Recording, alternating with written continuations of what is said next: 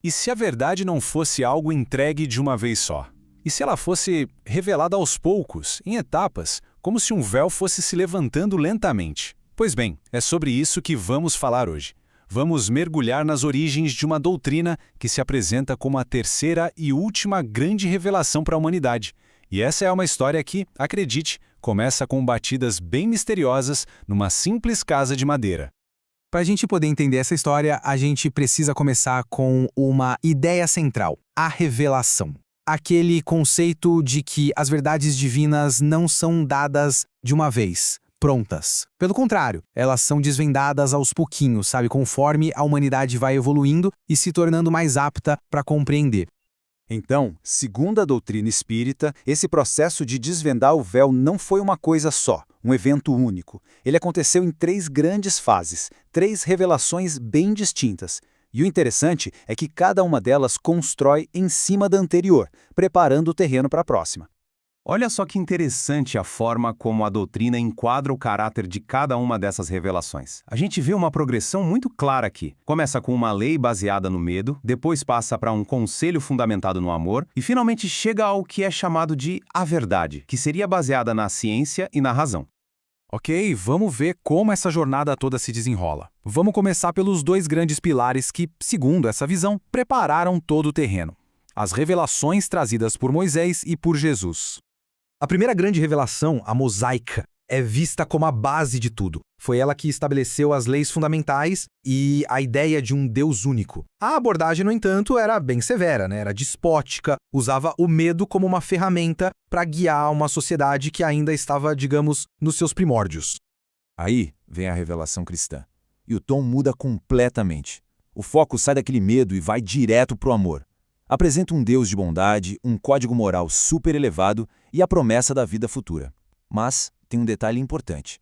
Muitos desses ensinamentos vieram em forma de parábolas, com um significado completo ainda meio que escondido, sabe? Esperando o momento certo para ser totalmente compreendido. E isso tudo nos leva à terceira e, segundo a doutrina, última revelação.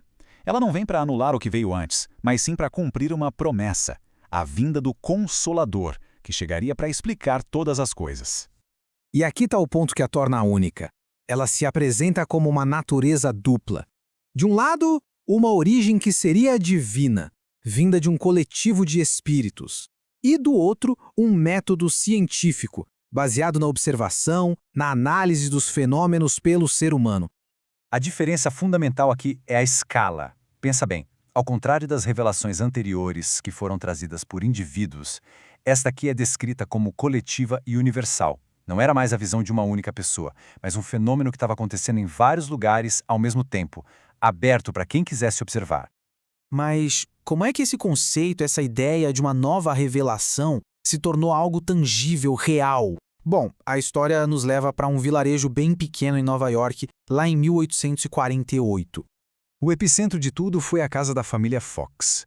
Em março de 1848, uns ruídos bem estranhos, sem explicação, começaram a perturbar a paz da família. O que no começo parecia só um incômodo, acabou levando a um momento decisivo na noite de 31 de março. Foi quando pela primeira vez uma comunicação inteligente foi estabelecida. Usando um código de batidas, essa mensagem foi soletrada, letra por letra. A fonte invisível não só se comunicou, como também declarou qual era sua missão: proclamar o início de uma nova era para a humanidade. Isso nos leva a uma questão bem prática, né? Afinal de contas, como é que simples batidas numa parede se transformaram em mensagens tão complexas? A solução foi um sistema ao mesmo tempo engenhoso e muito simples, que ficou conhecido como telegrafia espiritual. Basicamente, um investigador recitava o alfabeto em voz alta e uma batida soava na letra certa. Assim, letra por letra, palavras e frases inteiras iam se formando. Com um método de comunicação estabelecido, o fenômeno não ficou mais restrito àquela casa. A notícia se espalhou como fogo, e o que era uma curiosidade local em Nova York logo cruzou o oceano, transformando-se numa verdadeira febre social em todo o mundo. E é curioso que, ao cruzar o Atlântico, o fenômeno meio que mudou de cara. O que na América era visto como algo misterioso, até meio assustador, na Europa, virou um passatempo da moda, especialmente nos salões chiques de Paris. As simples batidas evoluíram para o movimento de objetos pesados. A dança das mesas se tornou a grande atração. E o mais importante de tudo, Quando questionada sobre sua identidade, a inteligência por trás dos movimentos se identificava como um espírito ou um gênio. A sociedade europeia ficou completamente dividida. De um lado, um fascínio público gigantesco. Do outro, o ceticismo da ciência tradicional, que, em sua maioria, simplesmente ignorou o fenômeno. E, claro, a condenação oficial da Igreja, que viu naquilo tudo uma grande ameaça. E aí, no meio desse caos de um fenômeno popular, surge um pouco de ordem.